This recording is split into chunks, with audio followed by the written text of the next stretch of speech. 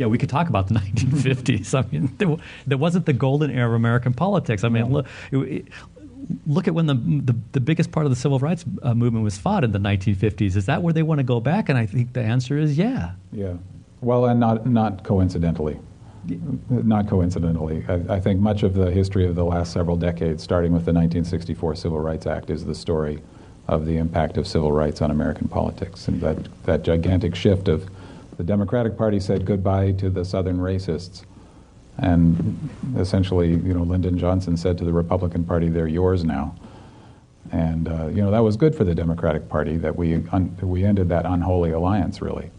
But the Republican Party, to its shame, I would say, embraced it. Yeah, I mean, in degrees of weirdness, if you ask me. Well, and made it an explicit part of their strategy going forward with the infamous Southern strategy, from Nixon forward, deliberately appealing to the racist vote. Right.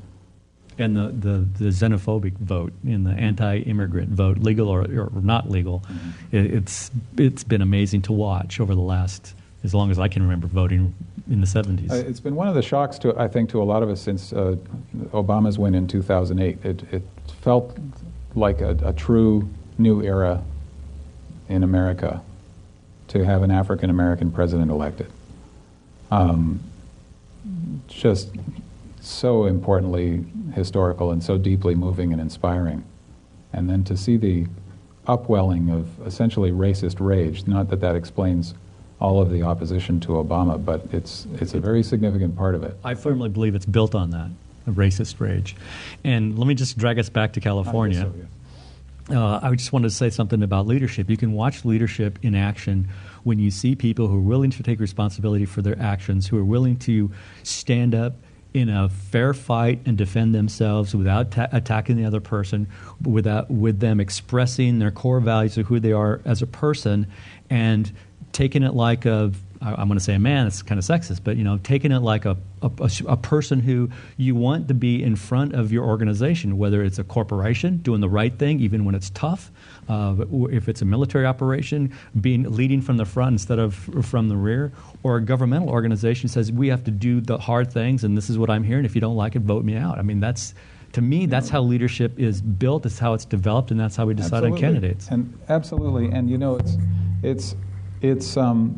it's kind of like the sneakiest trick of all is to show true integrity of character.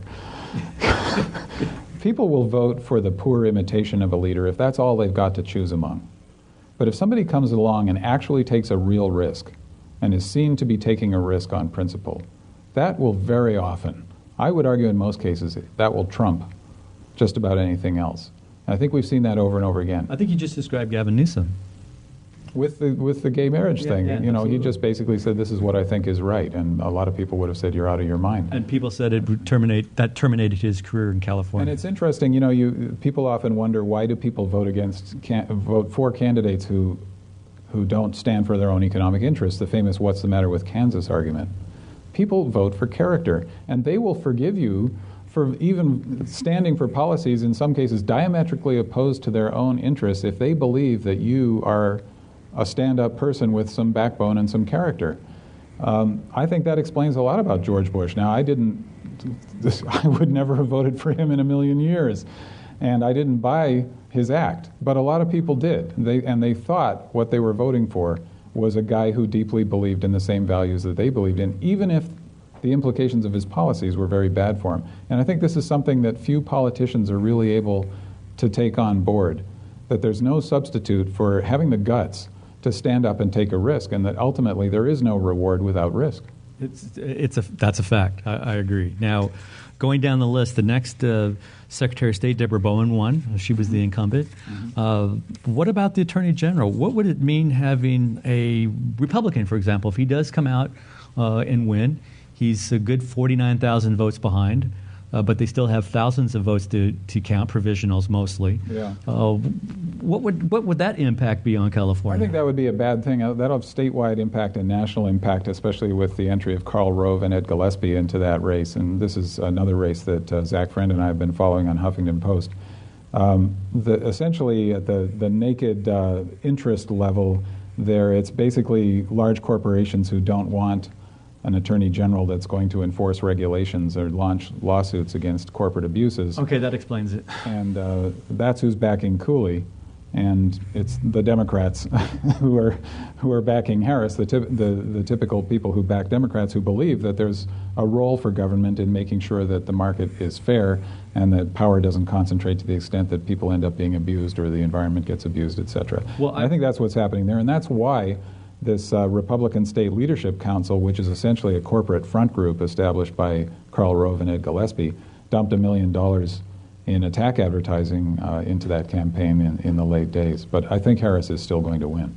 What I was going to say is I read once that the only tool in the toolbox that democracy has against big corporations who have billions of dollars is a strong government.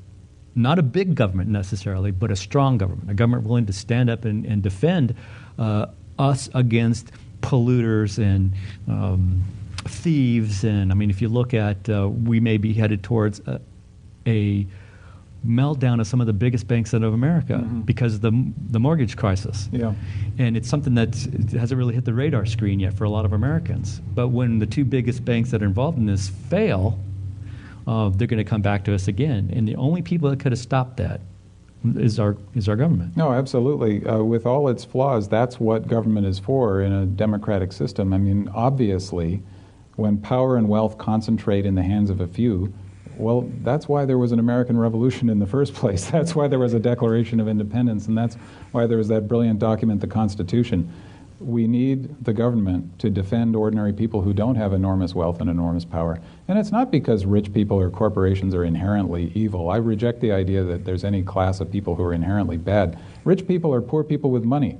If you give people with money, you give them the ability to abuse other people, and unfortunately, a significant number of people will do that. So we form a government to protect ordinary people against that kind of abuse. And to me, that's fundamental to American freedom, that you have these two strands. There's individual liberty, which seeks not to be interfered with by the government, and that's what the Republicans are always on about. But then there's all of us together defending our freedom against concentrations of power.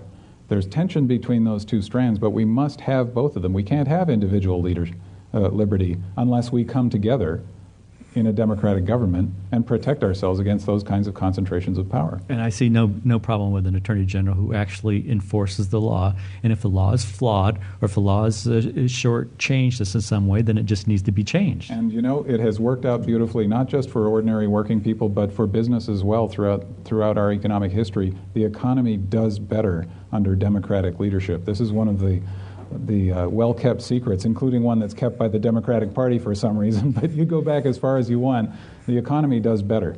The only people who do better under Republican leadership are the super rich, who manage to essentially suck money out of the rest of the economy for their own private benefit.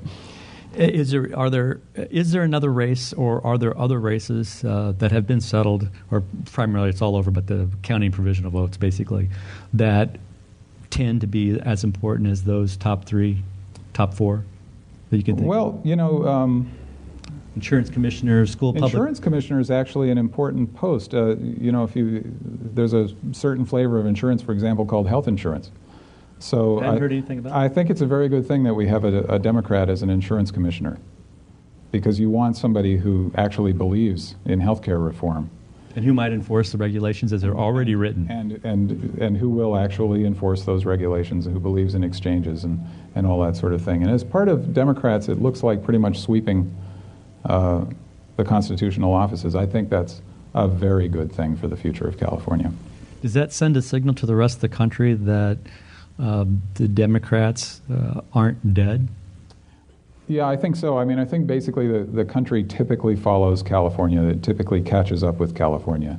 I think that's one of the wonderful things about this state. It's always been the frontier, and people who embrace the future and who think forward tend to come to California. And I think Californians, you know, everybody else loves to make fun of California for being wacky, but typically what looks wacky now looks like common sense 10 years from now. For example, gay marriage. Absolutely. What a crazy idea. And now it's just rapidly becoming mainstream. And with the elimination of Don't Ask, Don't Tell, it'll pretty much, I think, put the final nail in the coffin of the Defense of Marriage Act, et cetera. Spencer, I really appreciate you coming on Evening Insight. It's been a pleasure, Scott. Thank you. Come back and I'm serious. Come back in a year or so. And we'll talk about the. Let's see how it's going with Jerry Brown. Exactly.